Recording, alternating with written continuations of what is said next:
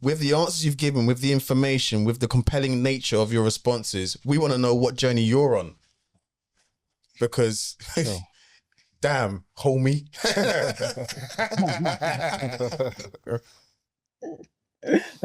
For sure. So my moonshot, my one thing is simply to champion superhero greatness. Okay. I think everyone is a superhero. I love Superman and surely love Black Panther, but Mm, I don't think any of them compare to the people that we see every day, okay. the people that we connect with every day. And so it to me, it is championing that with a particular energy, and being this breakthrough warrior that champions superhero greatness by designing winning life blueprints. Okay. So each of these books, especially the Savage Matrix, it's a winning life blueprint. Mm. I wanted to actually take it to a different to just a different space. So I read somewhere that when you was at university, there was something that was installed in you, some principles, three core principles, and they stick with you to this day. So principle number one, no excuses, results only. Second principle, own the room. Third principle, I am black, I lift as I climb. I just wanted to delve a little bit deeper into those three and give us a bit more of what those mean to you, how you conduct yourself in everyday life, and why you live by these three principles.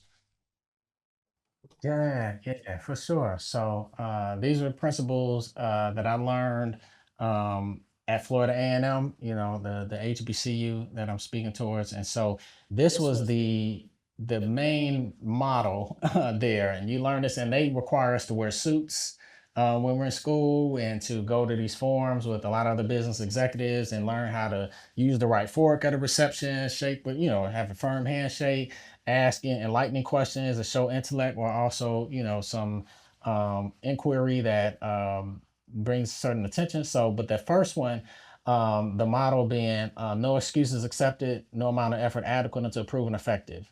And they would load up our schedules. It's like we had, the regular classes you had to take, but then they had these extra classes that almost doubled or tripled your, the total classes you were taking around professional development. Yeah.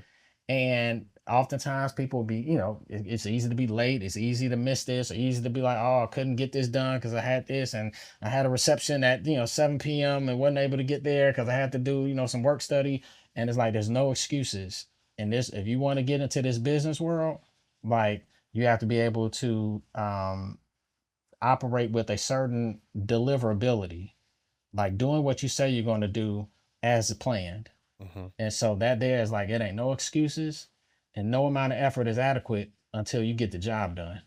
Okay. And that there just set up a strong guardrail for being effective and being able to be a high performer. The second, around owning the room. So they would, uh, and I'm gonna share this story that kind of brings it to light.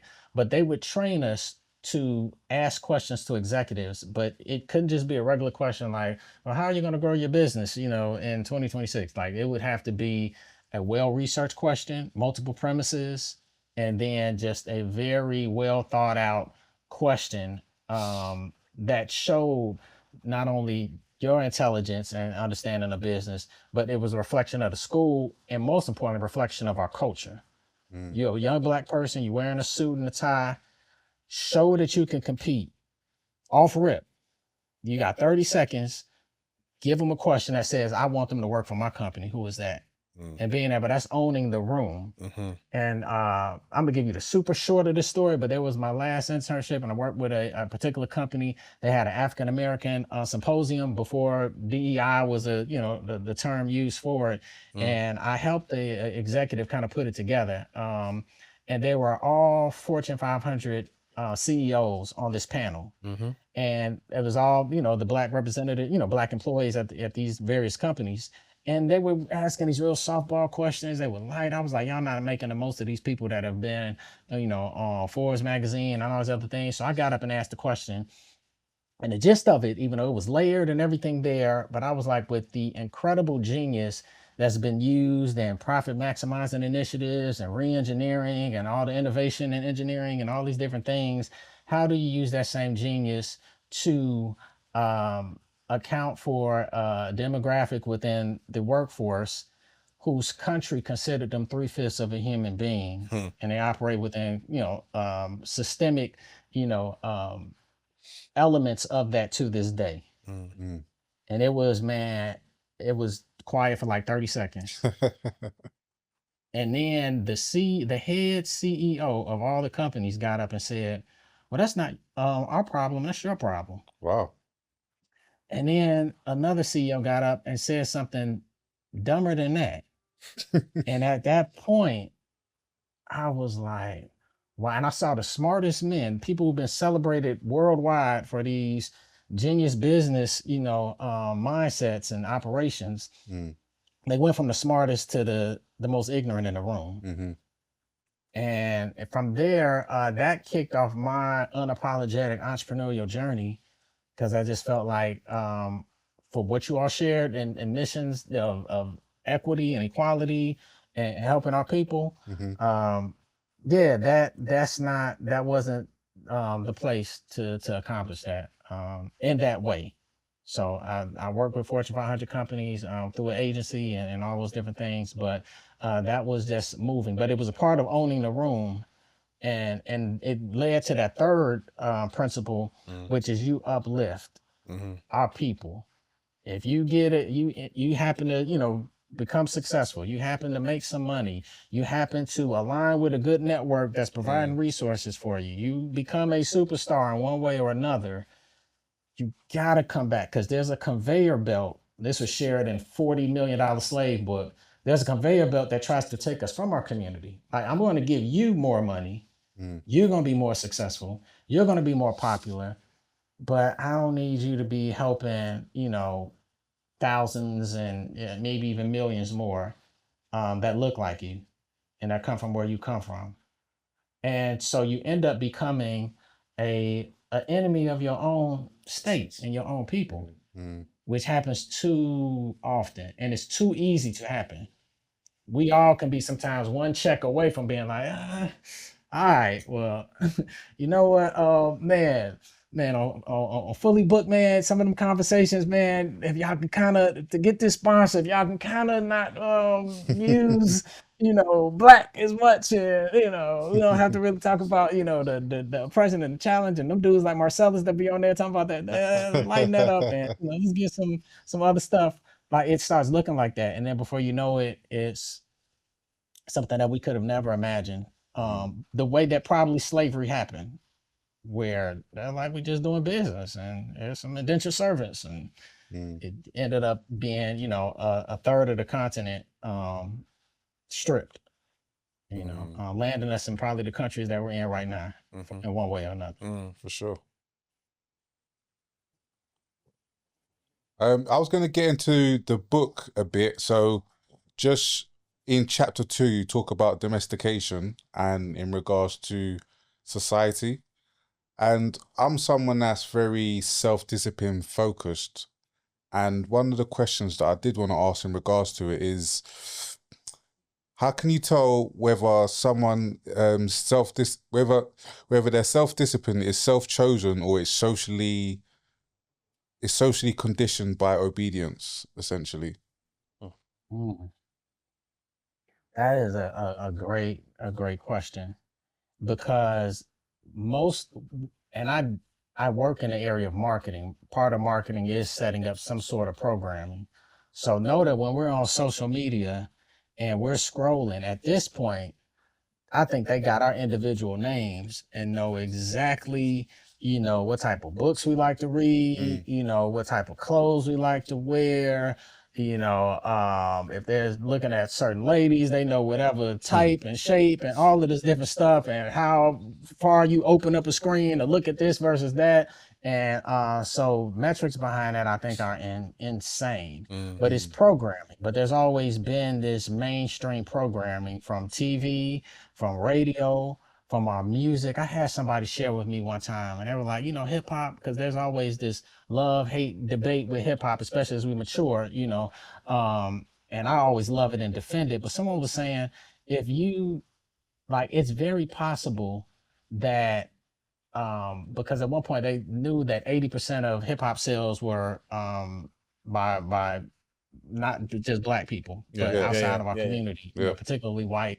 And they found that the demographic that it was catering to the most was like white teens.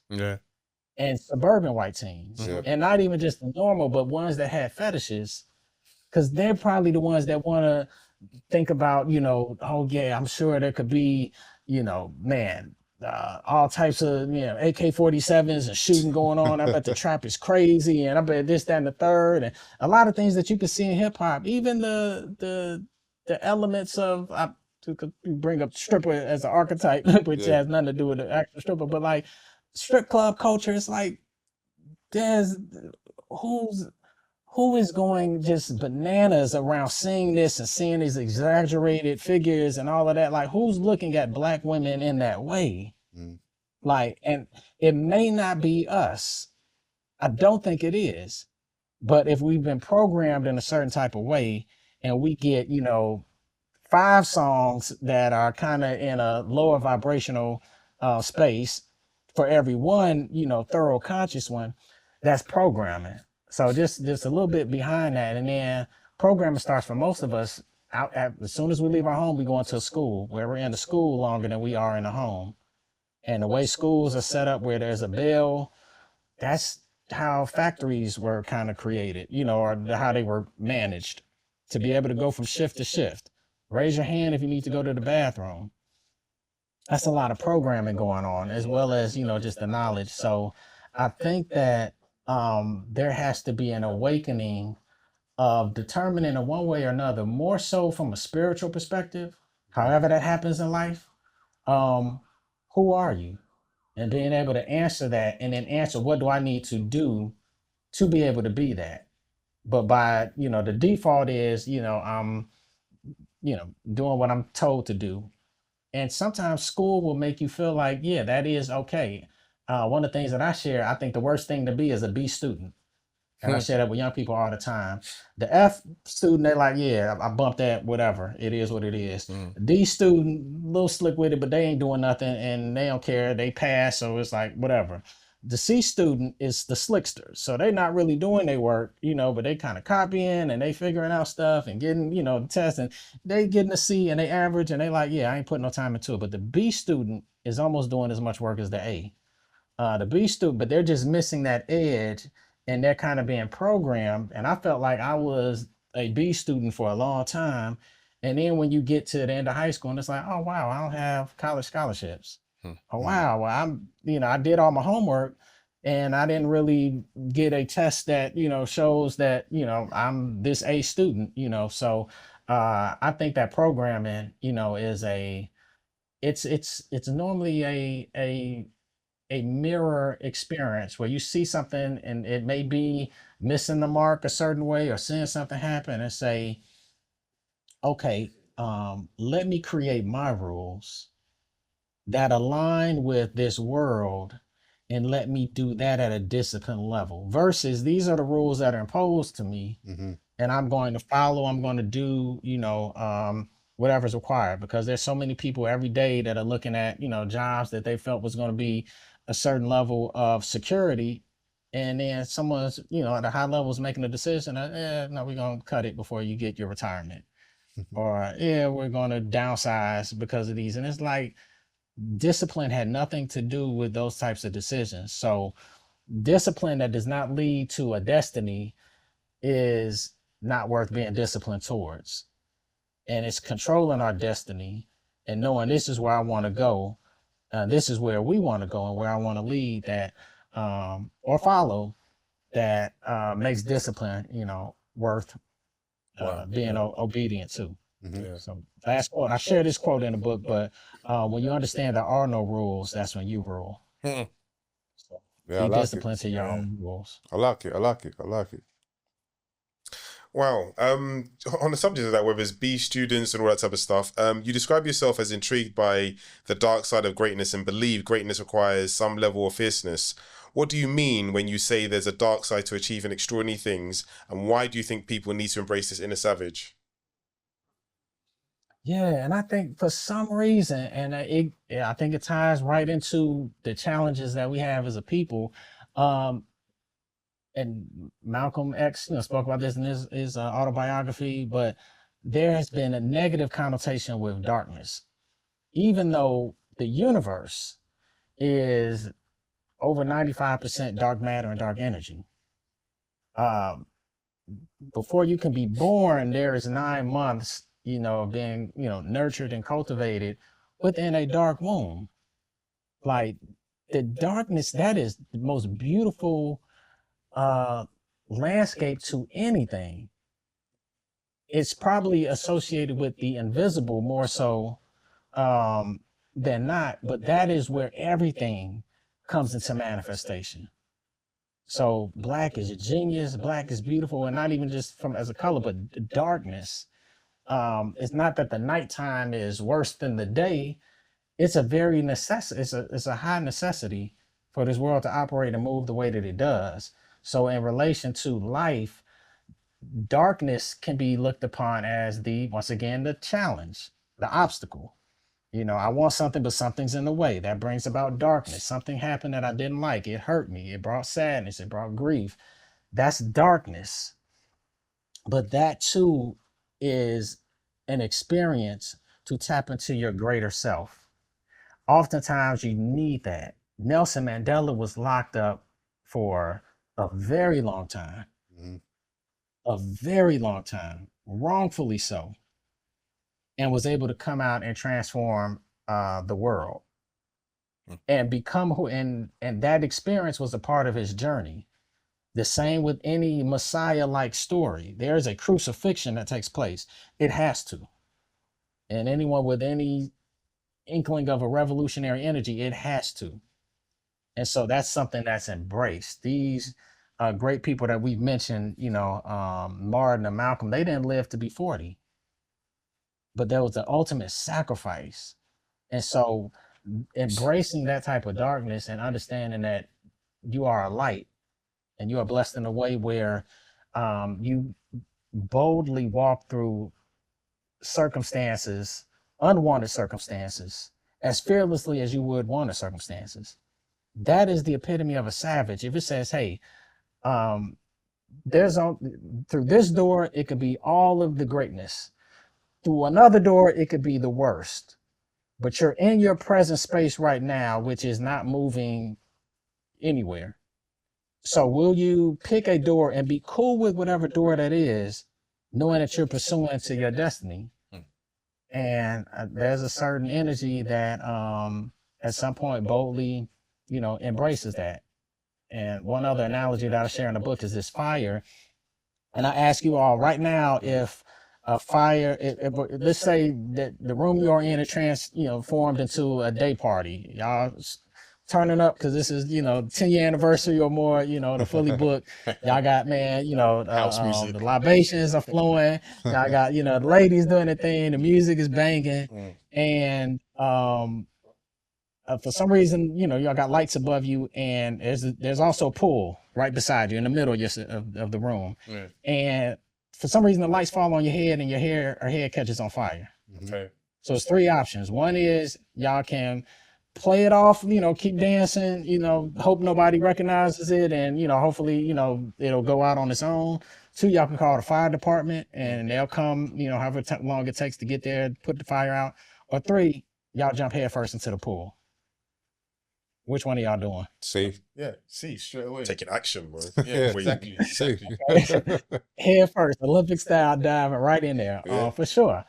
And that's the same thing that happens with our dream. That's darkness. That's tapping into. So the reason why we don't pursue our dreams is because it's not on fire. Mhm. And that fire burns. That fire creates a darker situation, but it has to for us to move at the light speed and the God speed that we're kind of driven to do that. And when it does, when you feel, when that dream is on fire, like you will jump into that dream that's on fire to put it out, but you put it out into the world. Mhm. And it's just like that. So whenever we're not moving on our higher purpose, we're not on fire. The dream is not on fire. It's not a, give me liberty or give me death energy behind it. And when it is, we do it.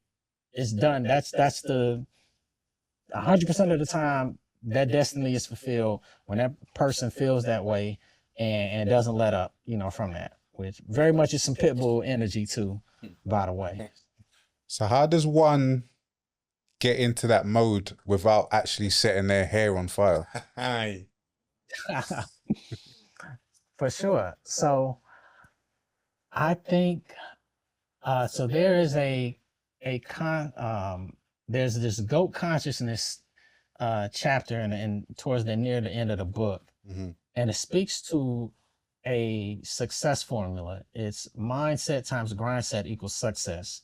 But I remixed this mindset, and I'm sure you all hear when y'all, on Instagram and stuff, just thought leadership, there's a lot of conversation around manifestation.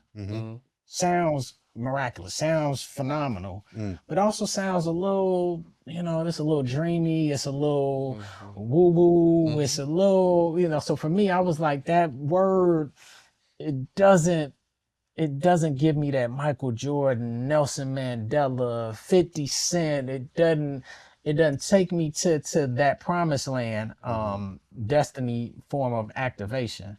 I need something else, stronger than faith, stronger than belief. I need a word. So me thinking about that, playing with some things, I came up with the word mindset.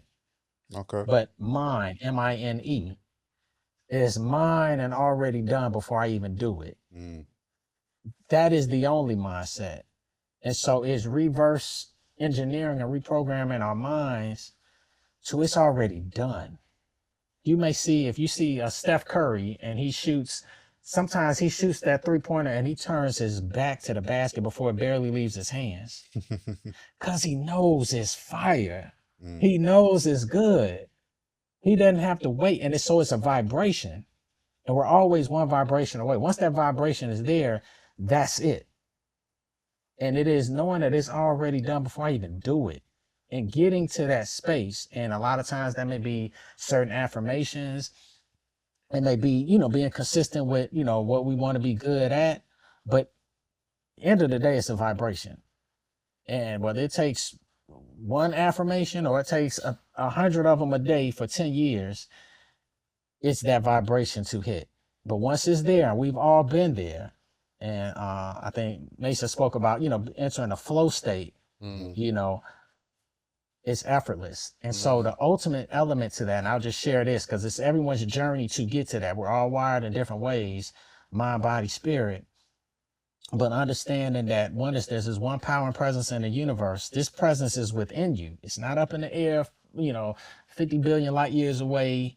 It's not, somewhere, in another community, that got more resources. That higher power is within me. And when I activate it, nothing is impossible.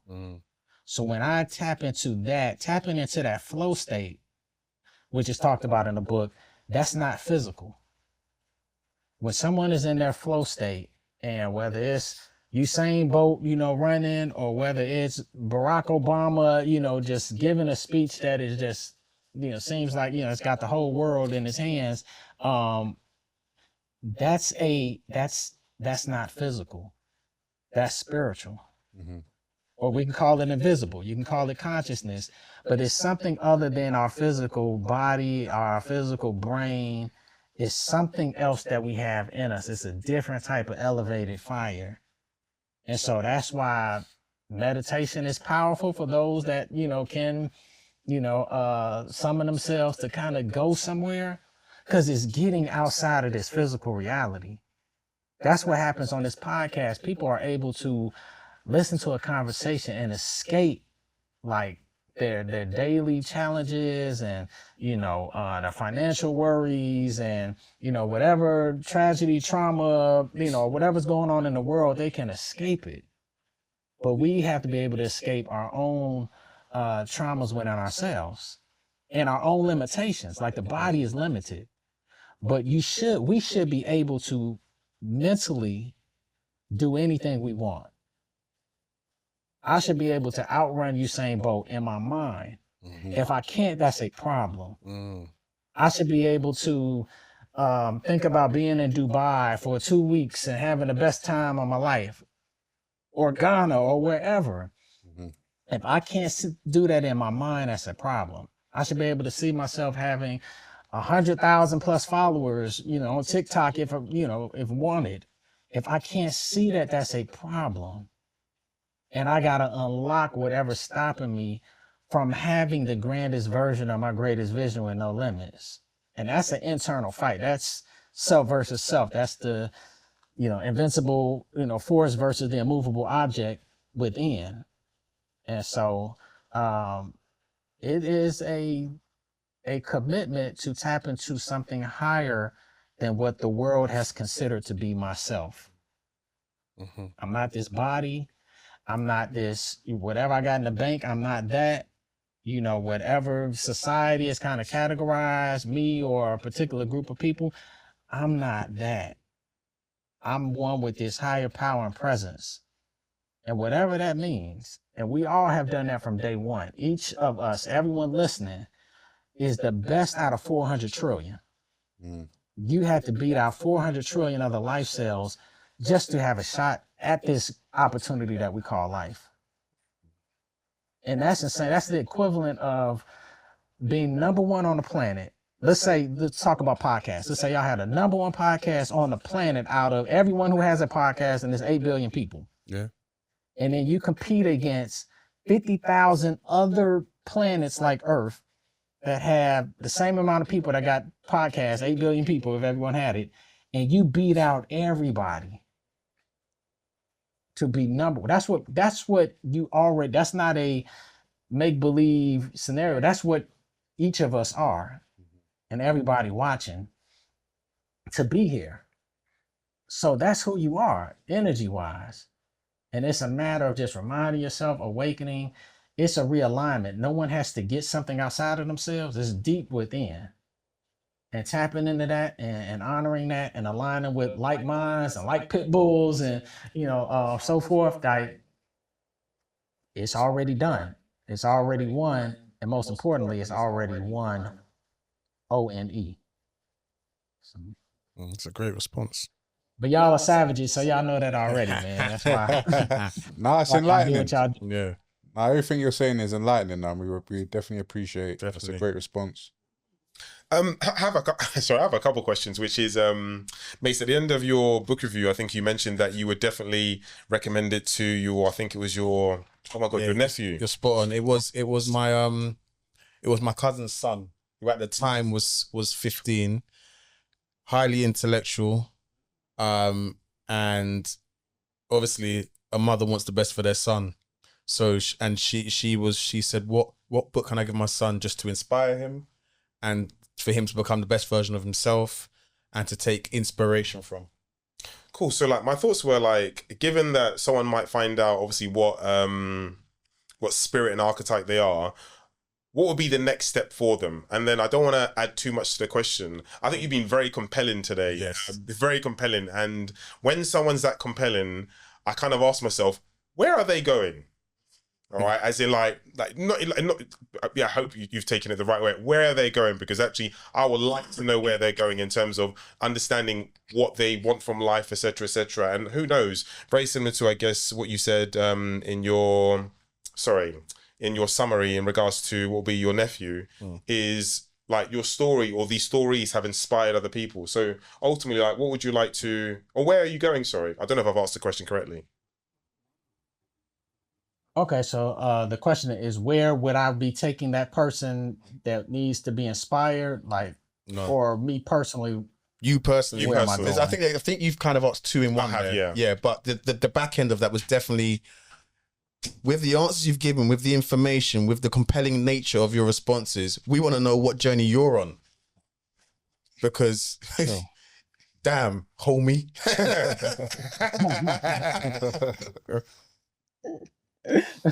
For sure. So my moonshot, my one thing is simply to champion superhero greatness. Okay. I think everyone is a superhero. I love Superman and surely love Black Panther, but I don't think any of them compare to the people that we see every day. Okay. the people that we connect with every day. And so to me, it is championing that with a particular energy, and being this breakthrough warrior that champions superhero greatness by designing winning life blueprints. Okay. So each of these books, especially the Savage Matrix, it's a winning life blueprint. Mm. And it has, a schematic of um, identifying with this energy, understanding certain principles that go behind pursuing your destiny, discovering an archetype that can help, align one more with how they're wired to win in this world and beyond this world. And then there are also certain frameworks for, okay, if you're elevating your, one of your archetypes, this is a pathway to do that. And there are some point of views to embrace, and to find that divine savage energy within it. So it's a blueprint for each of those. For example, for the hustler, the polarizing point of view, and they're polarizing. They're meant to be like, whoa, man, why did Marcellus say it like this? But this is what the world is operating with. Every day we seeing something that's like, man, there's some savage energy. Like, Mace, you mentioned Donald Trump. Like, that's a very disliked person right now with a whole lot of power that people aren't very comfortable with. And so it's like, for those that aren't with that, how are you matching that energy so that you're not ruined, or that generations aren't ruined by it? And there's some sense of empowerment for those that feel, if not, then you're losing to the darker, the villain.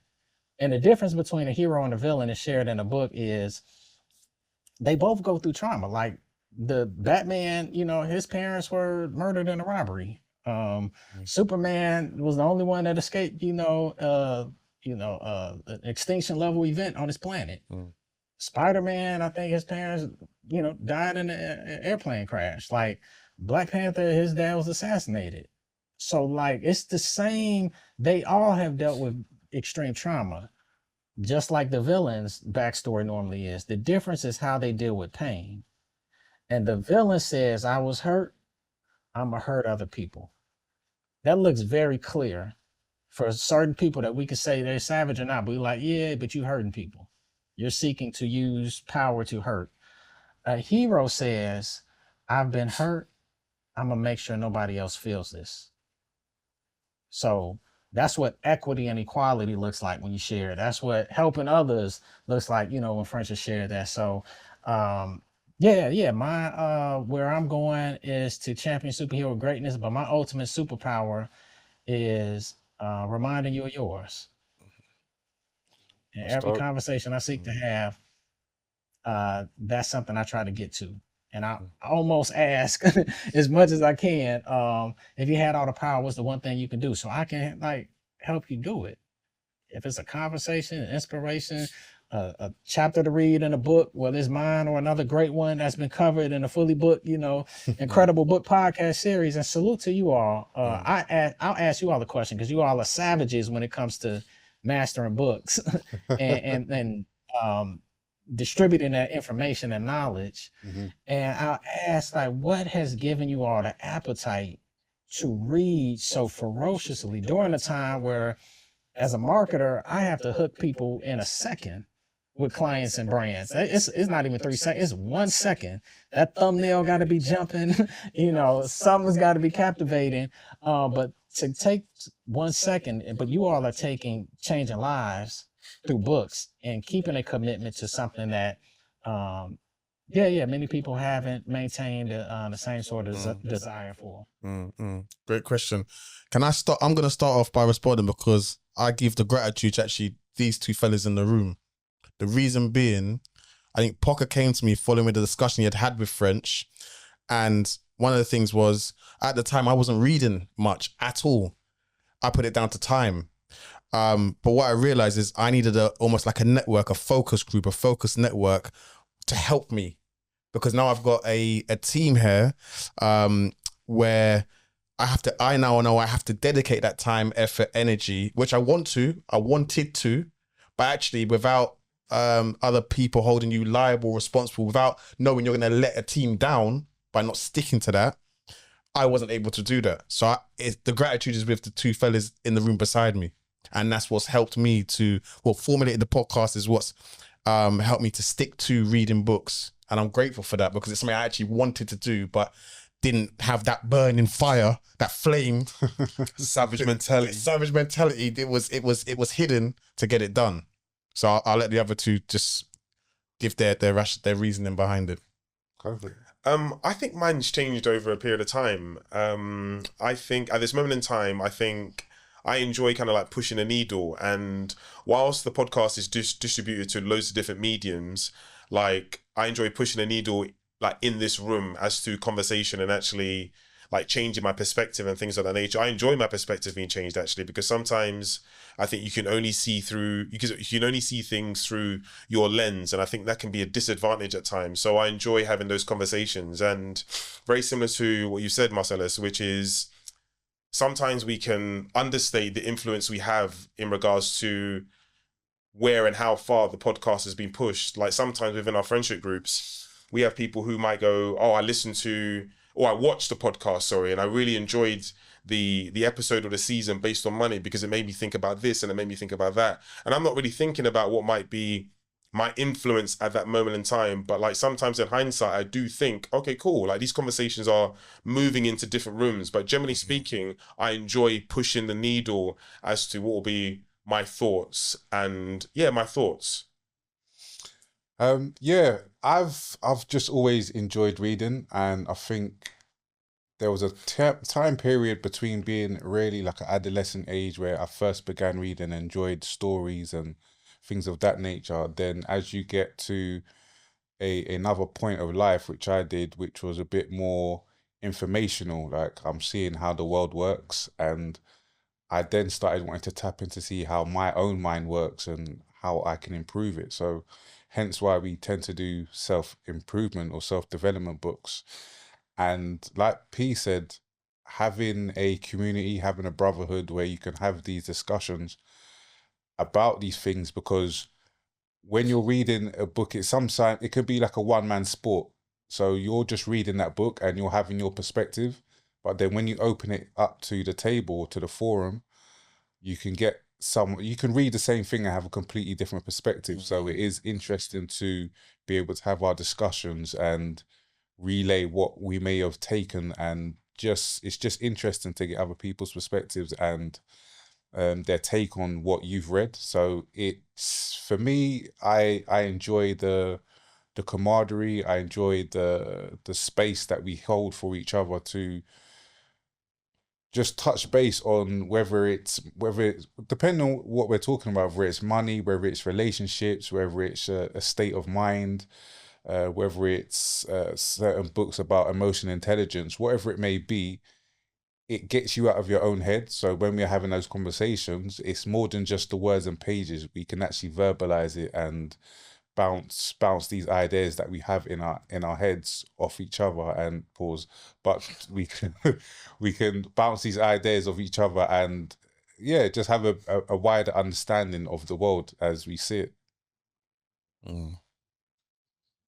Respect. That's phenomenal. You made me chuckle because I have a son, phenomenal. His name is Simeon, and he'll be graduating college this semester. But he's always on the pause. He hit me with pause. And I grew up in the camera day, but I share with him. I'll be like, I'm gonna change this culture so where I'm gonna put people on blast. Like, no, what was you to pause? If you was thinking it in your head, what were you thinking about? Like, the light is on you. I have no idea what you're talking about. So.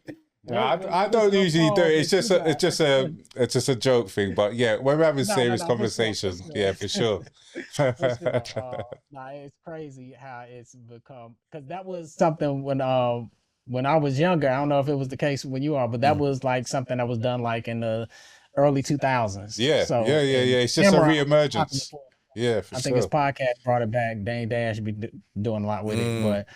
But back to the topic of the man, just incredible value you all continue to elevate through the power of reading books. Sure. And one thing that Chris has shared in Dope Black Boy, the Rich Black Man, he learned how to appreciate reading while in prison. And he said that that was the first time, and I never heard reading talked about like this, but he said it was the first time he could see what was going on in his own head. And he was reading books like Iceberg Slim, you know, it was a lot of pimp books, and Donald Goins. But he was saying that, man, that like got him through it. That was a whole adventure Yeah, where for he sure. could like see a movie in his head and kind of create it or co-create it. Yeah. So I think that's something powerful there. And also for reading, and I would share that this is so powerful. Ultimately, what you end up doing, I don't care if you're reading the Bible, if you're reading the Savage Matrix, if you're reading The Way of the Superior Man, that was a dope podcast episode you all did too, or any of these dope books out here. And it's countless books, and you can get, I shared before even this point, you can actually get, like a lot of us would like to be mentored by some of the greats that we mentioned, Nelson Mandela, a 50 Cent, you know, Martin or Malcolm, or any, you know, Michael Jordan, whoever. There are books that you can, for $20, you can get more than you probably could get in a 5-year, 10-year relationship with them, where you're going to lunch with them, you know, once a quarter or something. It would be, there's so much you can listen to speeches and read books for as long as you want about anybody. It could be in the tech space, it can be AI, it can be, you know, creating a business. And so, and it only be like 20, a lot of times it'd be free. Yeah. Like you can get it for free, like, or at most like $20 or something. And it's like, you can have the whole world. It's like, man, like, and I'll put my book collection up against anybody. It's like, man, what you got? What type of car? What type of books you got? Yeah. Because I can help anybody in any situation, given whatever direction they need to go through a book. So they're so powerful, and props to you all for having this platform. And lastly, I'll just share that when you read a book, it ends up becoming a conversation with yourself. Yeah. You're talking to yourself, and it's another dimension of yourself. Like you're reading something, but you're also hearing something, and you're not moving your mouth, and you're not really using your ears. There's something else going on, and it's in your voice, and it's a still small voice, a similar type of voice that you can tap into on another level. But reading gets you used to having a conversation with yourself with certain prompts that allow you to, like you said, think. And then what's even greater, and what you shared, French, was the brotherhood and the sisterhood, and just a unity of other people who have read this book too. After I saw our Dope Black Boy, the Rich Black Man, I was like, wow, that's dope. Let me go to the next one. I think it's The Way of Superior Man. I was like, I read that. What y'all got to say about that? Y'all broke that down. Yeah. I'm like, man, and y'all, and I reached out because I saw the status game. I was like, man, I, you know, want to weigh in on that with the Savage Matrix energy. So salute, because it's the ultimate bond, and you can go anywhere in the world. There was this TV show back when I was a kid. It's called Reading Rainbow, but the jingle was butterfly in the sky. I can fly twice as high. Take a look. It's in a book, The Reading Rainbow. I can go anywhere. Some more stuff to it, but like you can go anywhere. You can go to any planet. You can go however 500 years back in the past. You can go 1,000 years into the future. My sister does incredible sci-fi books around Afrofuturism in a similar space as Black Panther. Okay. Yeah, you can do anything in a book. And Facts. one of the most disrespectful things I've ever heard is if you want to hide something from a black person, I think they said maybe a black man, but maybe black person, put it in a book. Yeah. It's like, oh, you got me effed up. Nah. We'll definitely find it, because we're opening up books and digging through the treasure. Sure. Thanks. Yeah. Well, What's you all's favorite book? I got to get that from you all. Favorite book of all time. If there's only one book that you could leave the next 100 years of future generations? What book outside of the Bible? Mine is Think and Grow Rich. I think that's Okay, Napoleon Hill. Yeah, I think that's my favorite book out of everything because it covers quite a few different spectrums. It's definitely, it's always in my top three. If I had to name other books, then The Richest Man in Babylon would be one of them. And it tends to switch between attached and maybe something to do with emotional intelligence or psychology. But I think Think and Grow Rich covers all those bases to some degree. So yeah, that for me is probably my go-to. That's the most recommended book I would recommend to anyone to read. Respect. And just the follow-up to that, before I get everybody else's answer. So what savage archetype would that put the next 100, years of future generations within? We got Think and Grow Rich, and then we got The Richest Man in Babylon. So you giving me that that's what I call a secondary archetype that for sure sound like some hustler energy. Yeah, for sure. Which Yeah, I'd agree. Yeah, for sure. is necessary. Yeah, for and sure. a great book. There's a book, it's called Think and Grow Rich, A Black Choice. It's by Okay. Dr. Dennis Kimbrough. I know him. He's a great thought leader, incredible speaker, professor, just a dope leader. Mhm. And he met the person who owned the estate for Napoleon Hill. And Napoleon Hill, I think before he passed away, he wanted him to write a book for Black people. Okay. And kind of, sharing those principles and breaking them down. And it's incredible. Okay. Too. So I'll have to look into it. What's it called? Can you remind me? Think and Grow Rich, the same title, but A Black Choice. A Black Choice. Okay. All right. Cool. Yeah, I'll send y'all the link. Cheers. Mine would be the Celestine Prophecy. Reason being is that I think I read that during the pandemic, and I think when I was reading that, and I find this is something that happens quite often, I'm able to really see myself in the book, or I find myself, you should be daydreaming whilst you're reading, but I find myself like pausing to think about maybe the experiences that the characters may be going through, and can I see myself in that person? And that person had taken probably a very, very similar route or journey that I'd taken. So I found it really, really interesting in terms of actually reading the book. So that is a book that I would definitely recommend. I'm not even too sure if you'd class it in spirituality or anything along those lines. So I probably need to look at that. And then the other book would be All About Love by Bell Hooks. And I say that because, I don't know, I've always said this anyway. I just think love is probably the most powerful energy and source. And I just feel it's something that's untapped, actually. I think it's untapped. So I was waiting for a smirk from yourself. Oh, is that another pause? Is that something that is that a pause? Is that something I missed? I'm not saying anything. All right, cool. Yeah, so I think love is a untapped resource, and I just think it's really, really powerful. He loves love. No, here we go. I knew I knew something was coming. I was waiting for the smirk. Didn't take him long. There are the two books that come to mind. I'm sure there are others as well. Cool. For me, out of the books that we've read as a team, and French mentioned it, Attached I was just, yeah. You're loving it. I was loving that book, man. Like I was sold hook, line, and sinker on everything in that book, Attached.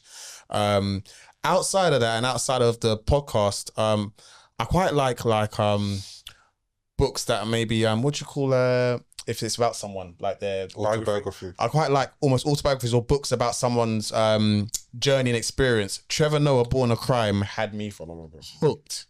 Trevor Noah, Born a Crime, had me hooked. I loved it. His experience growing up in South Africa, his journey. I just loved that book. Like that was a book I literally, like you have a favorite maybe Netflix show, like you need to get back and watch it. Like, how long is this meeting gonna take? When do I finish work? Wow, how long do I put the kids to bed? Trevor Noah, Born a Crime. I just, any second I had, I need to go to the toilet 5 minutes. Pick that book up. That I couldn't put that book down. I loved it. Really good book. How about yourself? Man, there's 3 books come to mind. his first name started with an M, his last name started with a W. But Okay, yeah, but facts. That goes without saying. but outside of that, man, this I have begun. This is a wild answer to it. Sure. So, but I'm always abstractfully just real with myself. hmm What's happening, and y'all can tell me if y'all can break down this phenomenon.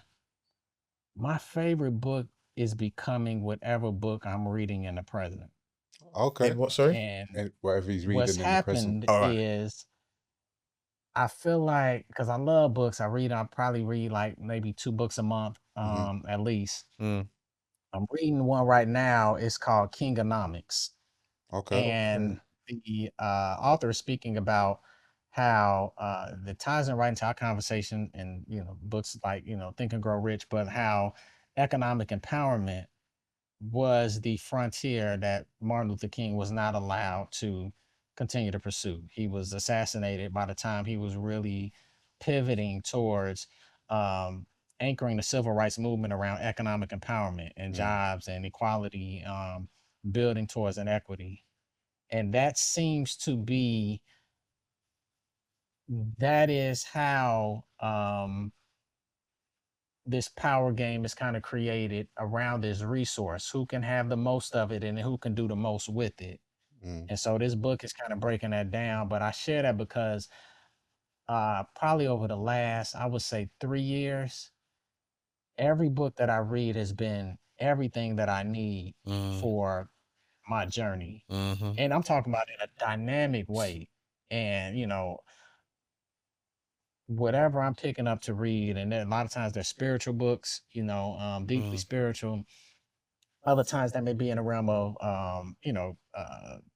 success, business, but they are everything. They're like dynamic. But I'm finding that, in the present, it becomes everything because what's happening is becoming a continuation of what I've been reading. Mm. And it's like these books are becoming more so like chapters Mm. to my continued evolution. hmm And so it's almost so yeah, it's that's a that might be a bogus way of not answering. It used my favorite book used to be The Seven Spiritual Laws by Deepak Chopra. Okay. Um, yeah, and it's You a read that short French? read, but I've heard of it. it Yeah. Yeah, grounds I've me. heard of it. Okay, yeah, I try to read it every so often. Okay. Those autobiographies, I love Malcolm X. Classic. Sada Shakur has this incredible biography, her story. But yeah, we only supposed to. I'm 1%. I got to keep it to one, and I'm I'm deviating. Yeah, it's hard. It's Yeah, hard just to say one, but I get the point. But no, for sure. before we wrap up,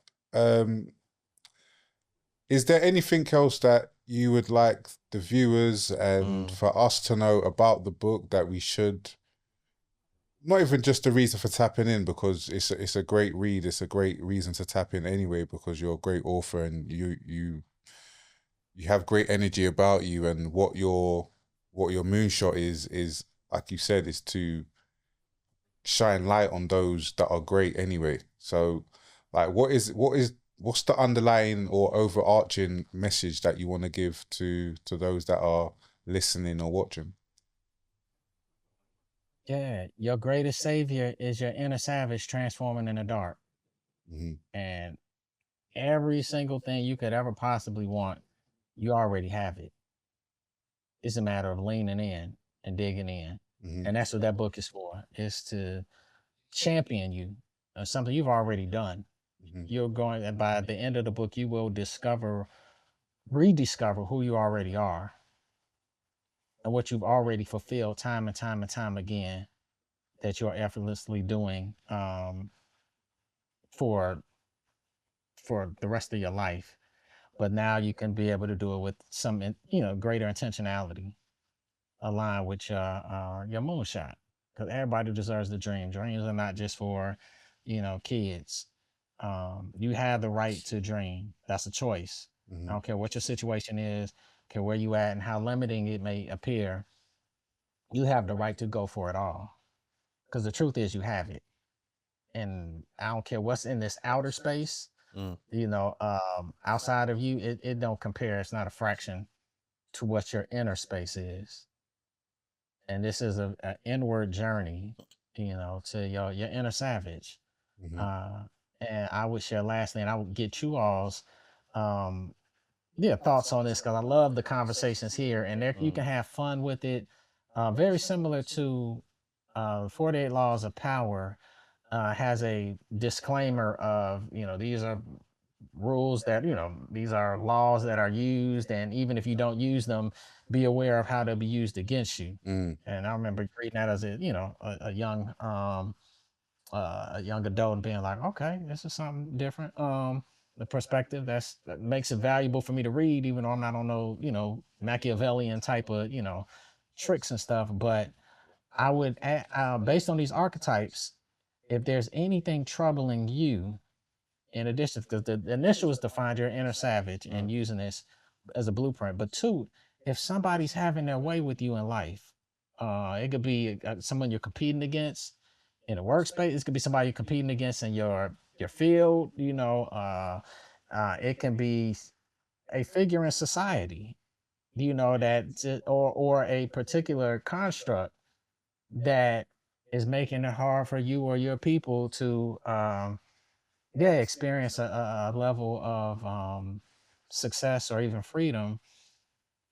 What savage archetype are they tapping into, and how are they doing it? So I would ask you all, if there were a villain in your life, and it could be a person, it could be, and you don't have to name the person. If it's an organization, if it's just a something in society, if it was someone from the past that did something that is still, troubling you or greater people, um, who would you say is winning, that is playing against you? And what you don't have to say them, but what archetype are they portraying? I would say from a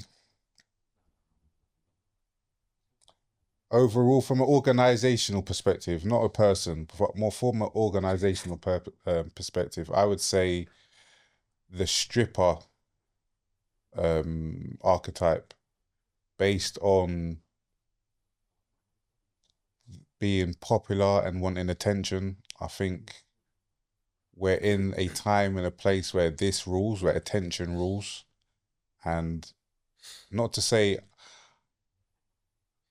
I'm against it, but I just think it's becoming so toxic that people are doing things that are against their nature to fulfill this need to be in the spotlight. And that's I wouldn't say it's my enemy per se, but it's definitely something that I come across and come against, and I don't think it's beneficial for us in general, especially the ones that's coming after us, who may not have the same experiences that we've had. We're lucky that we've come into a time where we know what it's like to not have certain technologies, and invasive technologies at that, in our life from the day that we're born. So we understand what you discussed earlier was basically about being programmed. We understand there's a lot of programming in what we see and what we watch and what we hear and things of that nature. But if, like all of us, we didn't have a choice of being born into it, but I think we're at a point where the enemy is viewed as a toy, or is viewed as a necessity to have in your life, whereas you was born where it wasn't. So for me, I would say that would be the archetype that I'm up against. That's a good response. Let me ask with that, just really quick, because that was deep. So, and this is, I've begun to do master classes with the Savage Matrix, and companies, but also, different groups, and having different discussions that break down things like this. So if that is the, let's call it the villain, it's the stripper let's say culture where it's about clout chasing and clicks and all this other stuff, and just getting addicted to popularity through different platforms. Which archetype would be like the one to trump that archetype, that in one way or another you could lean into? The pimp. And you have the hustler, The pimp. you have the exactly. You Yeah. hit it on the head. Yeah. So the thought process, and we don't necessarily have to break it down here, but I'm sure you can automatically begin to think about, okay, it's all of this, vanity metrics behind the who gets the most followers and what can you do to get some attention for the day and all these different things. Okay, someone constructed that. So that's a Facebook, Instagram, Mark Zuckerberg, TikTok, like, Pimp. okay, what can exactly? So what can, and I think one of the great mentalities, a lot of times we can see things that we don't like, but the best vibrational shift is, well, what do I like? What do I want? What would I prefer? And so with the pimp, it would be a matter of looking at it from a pimp perspective, which is all about power, control, tapping into talent. Like I need strippers to sell a platform, in terms of some captivating energy, someone that's got a lot of popularity. I just need to create the system that makes that make sense. And when we begin to take off in our minds with that, that's when them conversations and those meetings, like y'all are at 12 o'clock midnight, London time. So that's right around the time where the mastermind sessions be kind of taking place. And it's like, yo, what would it be like if we created a platform more like this? And the truth is, you already got it. And it's like, okay, what's next? So that there's this, and how do we get, and that's hard, like to get right, to have righteousness be as popular as non-righteousness. It's like, it's tough, but like, man, that's the opportunity. That's the breakthrough. That's the 100-year plan right there. Okay, we've been cool with the 20 years of social media as it has existed so far. What's the next 200 years? Because they might not be thinking like 200, and it might not be that hard to think that way. And like, man, y'all just had a conversation around AI, like, what we really want to do with this. And yeah, that's just one way to kind of use the savage matrix and the archetypes to say, okay, yeah, this is going on, I don't like this, and I can tell this is the tactic they're using. It is straight up performance and foolery. How do I counter that? How do I get my Floyd Mayweather on? And I've been salute Lennox Lewis, Anthony Joshua, for sure. There. But yeah, like, how do I counter that? I gotta be and counter that with something stronger. Yeah, no, food for thought for sure. Yeah, no, it's weird actually. I would say mine would be the hustler, really, and I say that because I feel a lot of my time is taken up with having to pay for things in some respect. And I hope this makes sense. I don't know if I'm explaining it very well. As to now more than ever, I feel a lot of my time is spent as to having to pay for things. You know what I mean? I'm spending more time, I'm working, etc., and I'd rather use the time to actually focus on what will be my own journey, my path, and what will be my moonshot and things of that nature. And I guess, like, I could be wrong in saying this. I guess it's just an immediate thought. The only way to counteract that will be to be the hustler as well. You know what I mean? To out hustle the hustler. And I guess that will be my thoughts, really. And I guess that's maybe something in which I'm trying to, I guess we all are really in some respects, whether it's to upskill and so on and so forth, find ways in which we can be a bit more entrepreneurial and stuff like that, so we can better ourselves. No, that's real. I would just share to that, and I love that strategy. And I'm a brand strategist, so I'm always for like how to create some some Matrix, Star Wars type of Avenger energy. But you said I'm going to out hustle the hustler, so I'm gonna go head up with the hustler. This is about if the scoreboard is money, let's run it up. And there's a polarizing point of view for each of these archetypes. The one I share for the hustler is the hustler doesn't make money, they take it. Like there's only there's every nation has a reserve that makes the money and it's in circulation. Everybody else got to take it. You're at the grocery store, even if you're swiping, but it's a form of give me your money. Like, I'm taking it.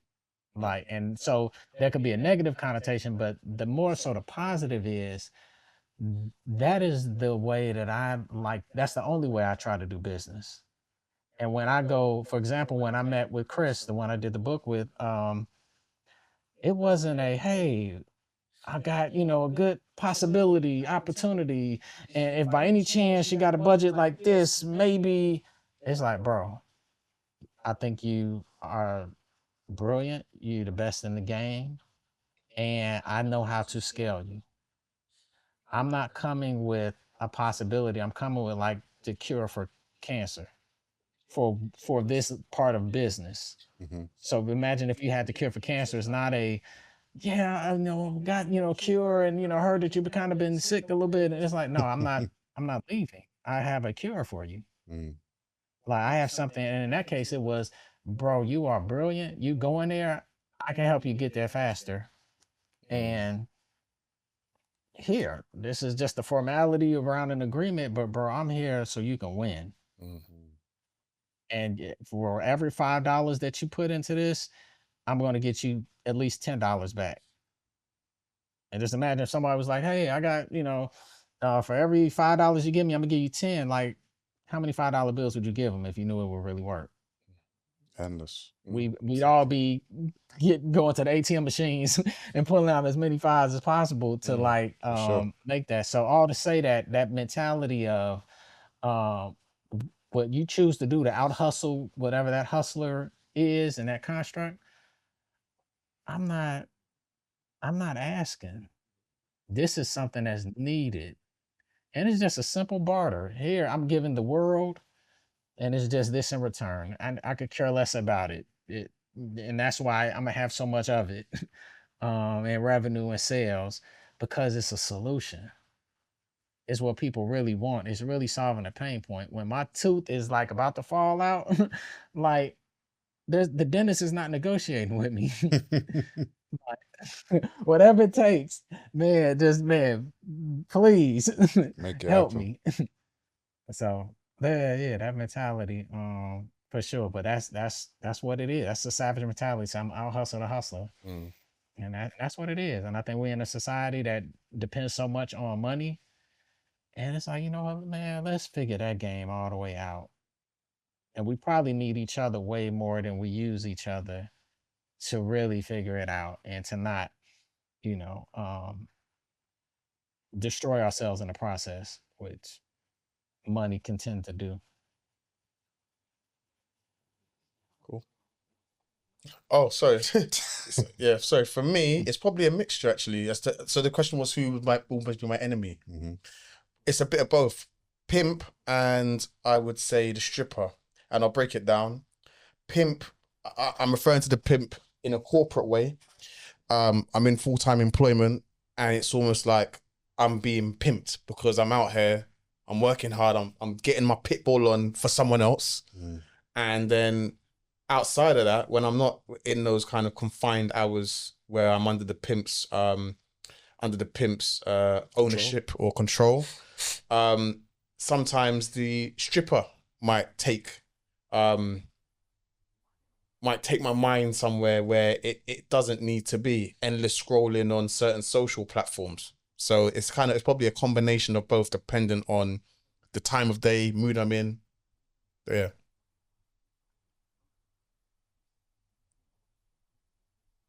And how you counteract it?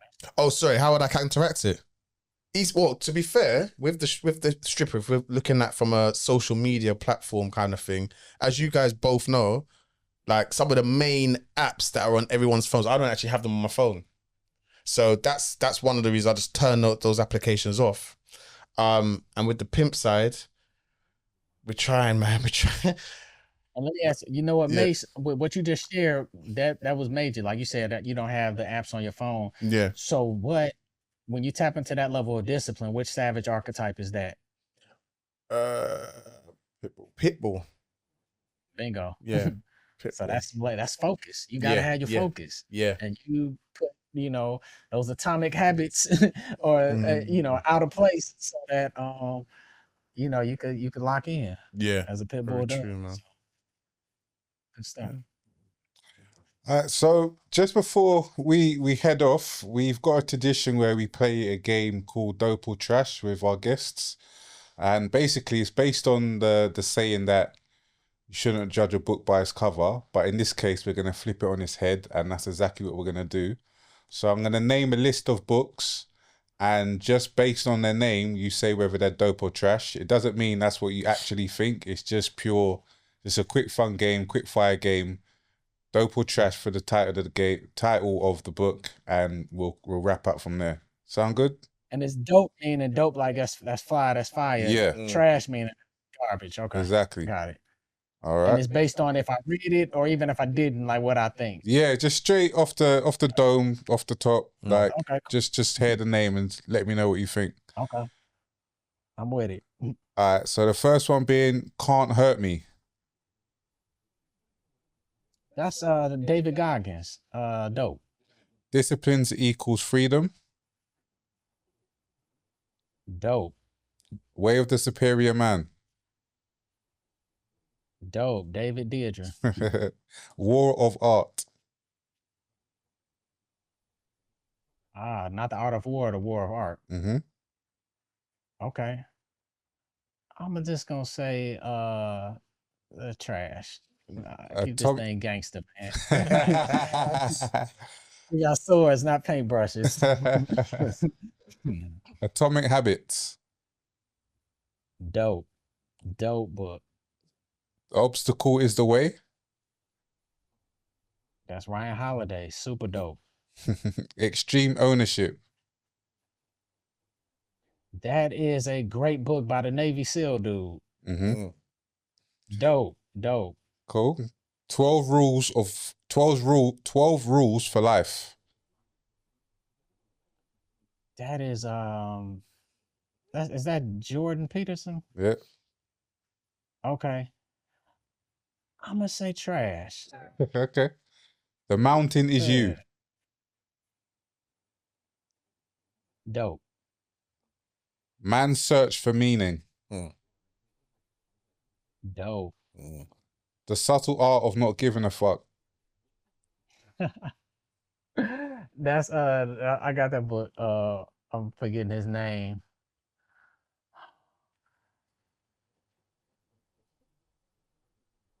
It is dope. But Cool. for some reason I'm trying to troll him for some reason. So I'm gonna say, yeah, I'm gonna say trash. Cool. Deep Work.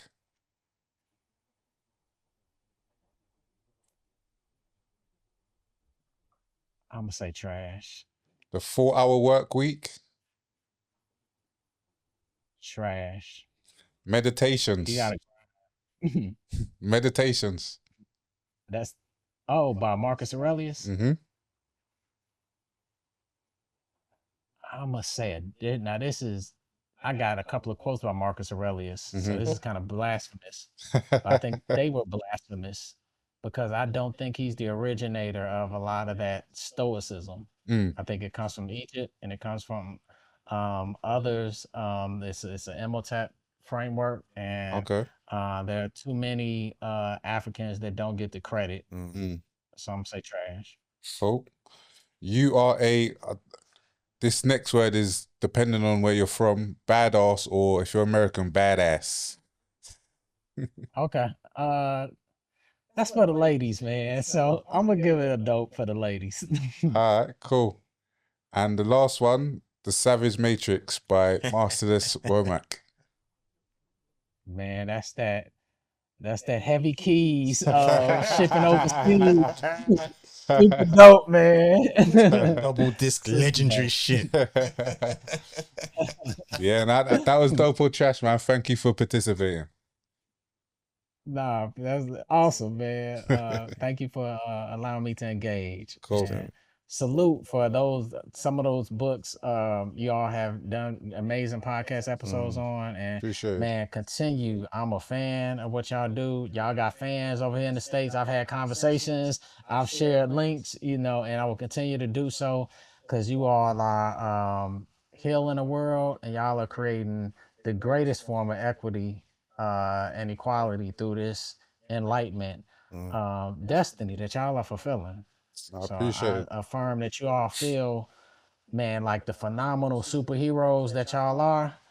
Y'all make y'all way after y'all get y'all super hustler on, man, on another level of breakthroughs, man, and your think and grow rich mindsets, and y'all do a vacay in the States, man. Let me know. For sure. And man, and I would yeah, totally enjoy the turn up. I think I was saying, between the hip hop scene, R&B, and then that house. Yeah. So Yeah. we may have to meet in Chicago because that's where house music jumps That's where it's the at. hardest in the States. I would say nationwide, I'm gonna hold it down for the Shy, All which right. is where I'm from. But yeah, salute, brothers. Nah, Appreciate love. Appreciate it. Listen, thank you. It's been thank you, brilliant. Marcellus. Thank you, man, for joining us. It's been enlightening, engaging, and uplifting. So thank you, man. Like honestly, way past my bedtime, and I still feel alive. So yeah, thank you, bro. Honestly, thanks for joining us, man. Yeah. Nah, that's what, and y'all got to leave me with one word that embodies your entire energy or an already done mindset capability. Okay. I'm gonna go with persistence. Okay. Fox. The one word I was thinking was compelling. Okay. Cool.